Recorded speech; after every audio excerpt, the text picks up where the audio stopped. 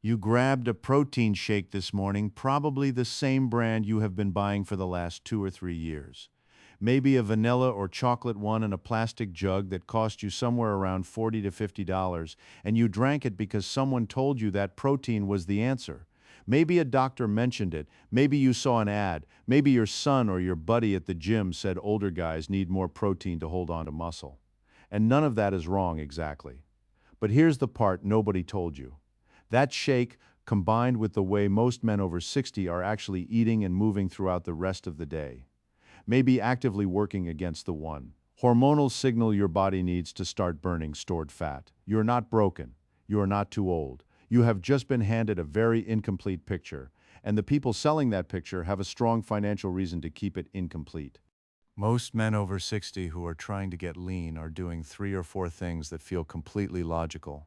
They are eating less, they are walking more, they are taking supplements, they are maybe doing some light resistance work, and they are getting almost nowhere. The belly stays, the arms stay soft, the face looks a little thinner, but the gut does not move. And after 6 or 8 months of that, most men quietly conclude that this is just what 60 looks like, that the metabolism is gone, that the hormones are shot, that the window has closed. I want to spend the next several minutes telling you exactly why that conclusion is wrong, where it came from, who benefits from you believing it, and what a very specific, very cheap adjustment looks like in practice. And I want to be clear that I'm not selling you a miracle. I am showing you a mechanism that has been documented in research and observed in practice, and I am going to give you something concrete you can test starting tomorrow morning. Let me tell you about a man named Hiroshi. He is 71 years old, and he lives in a small coastal town in Okinawa called Itoman. He is not a bodybuilder. He does not own a gym membership. He has never bought a protein shake in his life, but he has visible muscle definition in his forearms, a flat stomach, and he walks up hills without breathing hard. When researchers from the University of the Ryukyus studied the dietary patterns of men in that region back in the early 2000s, they found something that contradicted almost everything the Western fitness industry was telling aging men to do. These men were not eating high protein. They were not fasting aggressively. They were not doing long cardio sessions.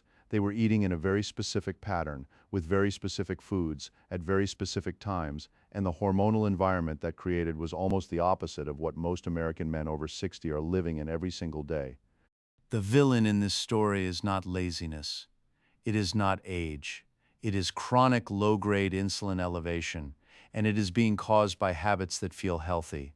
That protein shake you had this morning, depending on what was in it, may have spiked your insulin at exactly the wrong time. The oatmeal that feels virtuous, the whole grain bread, the orange juice, the banana before a walk. All of these things that have been marketed to older men as clean eating can be keeping insulin elevated in a way that makes fat burning nearly impossible for large portions of the day. When insulin is elevated, your body is in storage mode. It is not burning the fat around your midsection, it is protecting it. And if you're eating every 2 to 3 hours, the way a lot of fitness advice still recommends, you may be spending 18 out of every 24 hours in a state where fat burning is biologically suppressed. Now I want to be careful here because I'm not telling you to ignore your doctor, especially if you're managing blood sugar or on medication. What I'm describing is a general metabolic mechanism, and if you have any metabolic condition, you should absolutely talk to your physician before changing your eating pattern. But for the average man over 60 who is metabolically healthy and just cannot seem to get lean, this is the single most overlooked variable in the entire equation. Here is the specific thing you can test tomorrow. Do not eat for the first 90 minutes after you wake up. That is it. Just 90 minutes. Drink black coffee or plain water or plain tea. No protein shake, no oatmeal, no toast. Just wait 90 minutes.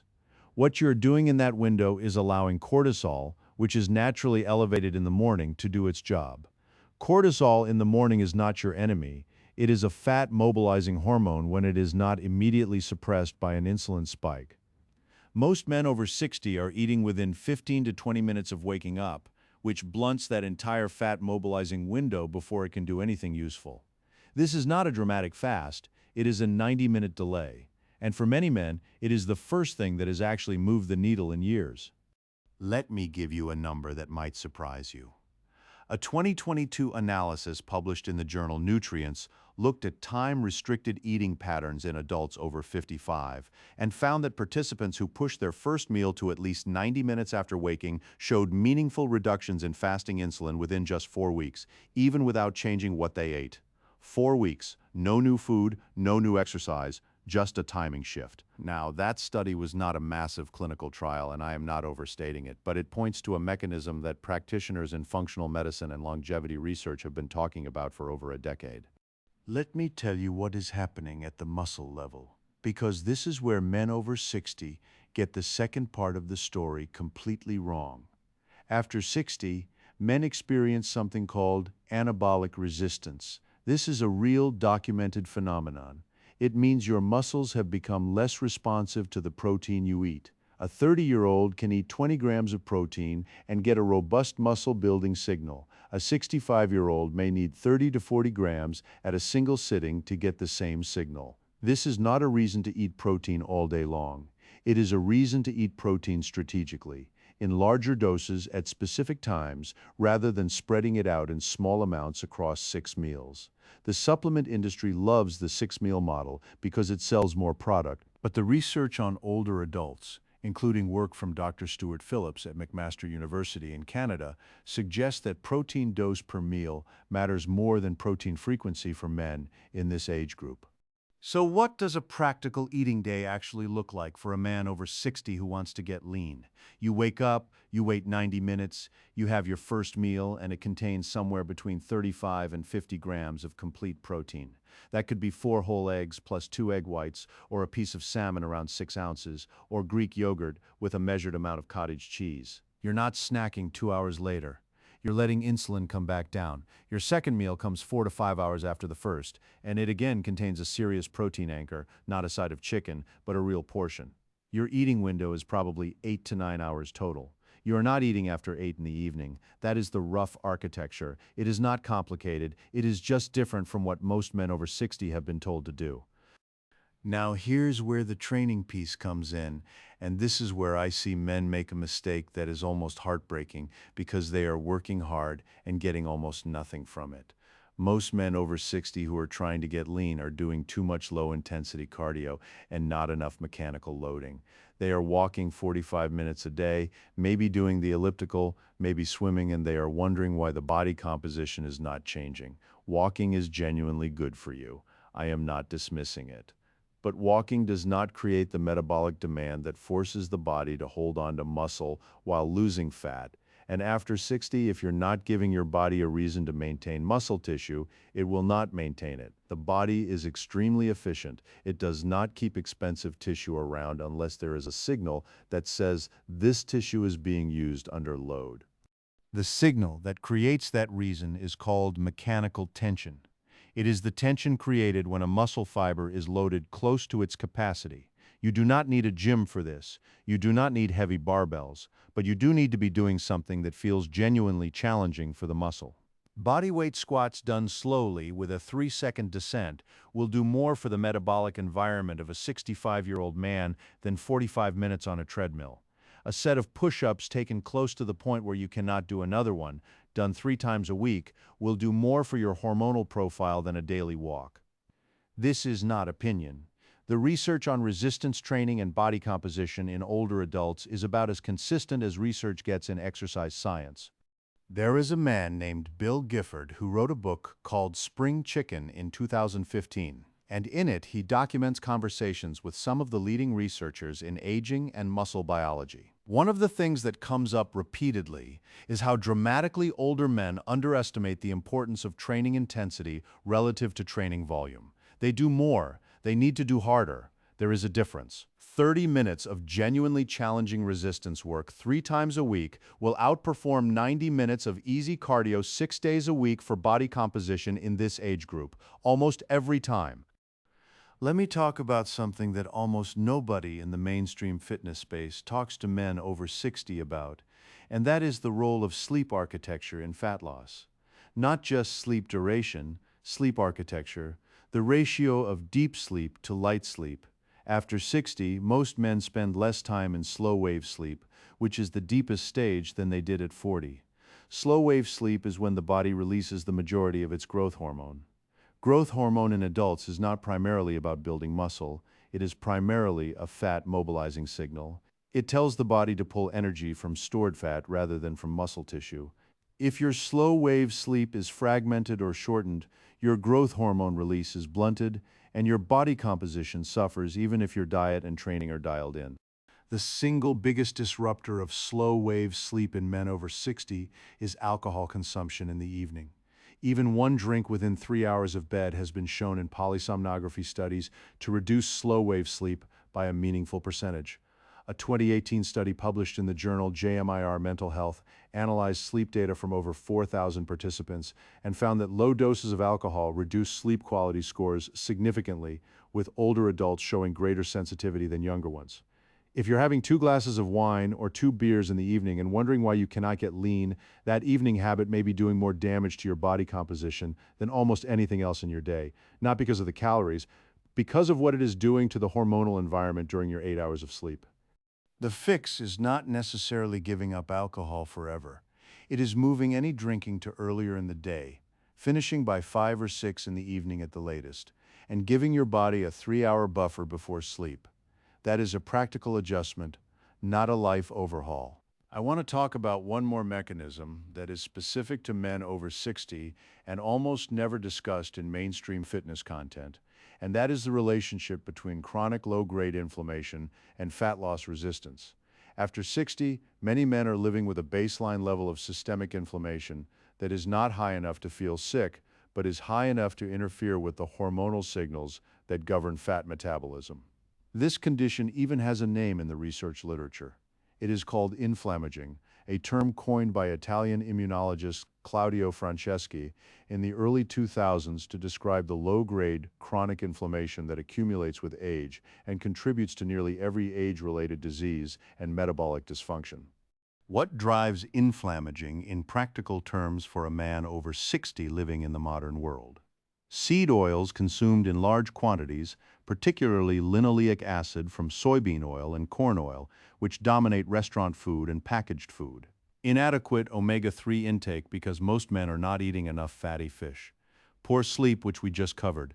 Excess body fat itself, which creates a feedback loop where inflammation makes it harder to lose fat, and the fat drives more inflammation. And interestingly, chronic psychological stress, which keeps cortisol elevated not just in the morning, where it is useful, but throughout the day, where it becomes a fat-storing signal. The practical lever here that most men can pull starting this week is simply increasing oily fish consumption.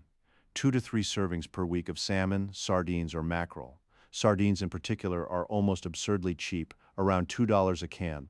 They are extremely high in omega-3 fatty acids and in vitamin D, and they have been a staple food in the longevity regions of the Mediterranean for generations.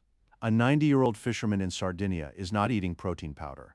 He is eating sardines and legumes and olive oil and moving his body under load every day, because that is what his life requires. You can replicate the nutritional part of that for about $14 a week. Now I want to bring all of this together into something you can actually use, because I have given you a lot of mechanisms, and I want to make sure this is actionable. The morning protocol starts with a 90-minute eating delay. Your first meal is protein dominant, 35 to 50 grams, with vegetables or a small amount of starchy carbohydrate. You're not snacking between meals. Your second meal is 4 to 5 hours later, and again protein anchored. You finish eating by 8 in the evening at the latest. You do resistance training 3 times a week, not cardio as your primary tool, and you take each set close to failure. You eat fatty fish 2 to 3 times a week. You move any alcohol consumption to before 6 in the evening, and you protect your sleep the way you protect an important appointment. Because for body composition after 60, it is more important than almost any supplement you can buy. For those of you who want all of this laid out in a format you can actually print and put on your refrigerator or your bathroom mirror, I put together a PDF called the Over 60 Lean Protocol. It is a simple 1-page daily checklist plus a 3-day sample meal template and a beginner resistance training layout that requires no gym membership. You can get it through the link in the description. It is not expensive. It is basically a printable version of everything I just told you, organized so you can follow it without having to rewatch this video every morning. A lot of guys have told me they use it as a weekly check-in to see which habits slipped. Let me tell you why this information was buried for so long, because I think that context matters. The supplement industry in the United States is a $40 billion per year market. A significant and growing portion of that market is men over 50. The products that generate the most revenue in that demographic are protein powders, testosterone boosters, and fat burners. All three of those product categories benefit from a story in which aging men are deficient in something that can only be corrected by buying a product. The story where the problem is a timing shift, and a food swap, and a training adjustment, and better sleep does not sell $40 jugs of powder. So it does not get told loudly. It gets buried under advertising that shows 60-year-old men with abs who are implying, without quite saying it, that the powder is why they look that way. I'm not saying supplements are useless. Creatine monohydrate, for example, has a genuinely strong evidence base for older adults, and it costs almost nothing, about $15 to $20 for a month's supply of plain, unflavored creatine monohydrate from any basic brand. Dr. Roger Fielding at Tufts University has published research on creatine supplementation in older adults, showing benefits for muscle function and lean mass that are hard to argue with. But creatine works because of a mechanism, not because of marketing, and the mechanism works best when the other variables, protein timing, resistance training, sleep, inflammation, are also addressed. Here is something I want you to sit with for a moment. The men who are lean at 65, 70, 75, the ones who look genuinely different from their peers, almost never got there by doing more of what everyone else was doing. They got there by identifying one or two things that were working against them and removing those things. It was not a new program, it was not a new supplement. It was a recognition that something they thought was helping was actually holding them in place. For most men over 60, that thing is chronic insulin elevation from frequent eating of moderate glycemic foods, combined with insufficient mechanical loading and disrupted sleep. Remove those three obstacles and the body, even at 65 or 70, has a remarkable capacity to recompose. I want to be honest with you about one more thing before I wrap up. This process is slower after 60 than it was at 30. You're not going to see dramatic changes in 4 weeks. You might see meaningful changes in 8 to 12 weeks if you're consistent. The 90-minute morning window and the protein dosing and the resistance training 3 times a week. If you do those things consistently for 90 days, most men see visible changes, not transformation video changes, real-life changes. The belt goes in a notch, the face sharpens, the arms feel different, the energy in the afternoon is better. That is the realistic picture, and I think it is worth more than the unrealistic one. If you have been doing everything, quote, right and still not moving, I would ask you to honestly audit these 4 things before concluding that your body is broken. First, are you actually waiting at least 90 minutes before your first meal? Second, is your first meal actually hitting 35 grams of protein? Or are you estimating loosely? Third, are you doing resistance training that genuinely challenges your muscles? Or are you doing light movement and calling it strength training? Fourth, are you having alcohol within 3 hours of sleep more than twice a week? Most men, when they answer those 4 questions honestly, find at least 2 of them are off. Fix those 2 things first. Everything else is secondary. I would love to know in the comments which one of these 4 you think is the one you have been getting wrong. You do not have to write a paragraph, just a number, 1, 2, 3, or 4. It helps me understand what to cover next, and it might help someone else reading the comments realize they are not alone. The link for the Over 60 Lean Protocol PDF is in the description below. It has the morning checklist, the protein template, and the resistance training layout all on one printable page. A lot of men have told me they give it to their doctor to look over before starting, which is honestly a great idea. Next video, I'm going to cover something that almost nobody talks about in the context of men over 60 getting lean. And that is the specific way that chronic dehydration, not severe dehydration, but the mild chronic kind that most older men are walking around with every single day, mimics hunger signals, suppresses energy, and makes fat loss measurably harder. It is a 5-minute fix with a specific amount and a specific timing, and it is completely free. That one is coming next week. Make sure you're subscribed so you do not miss it.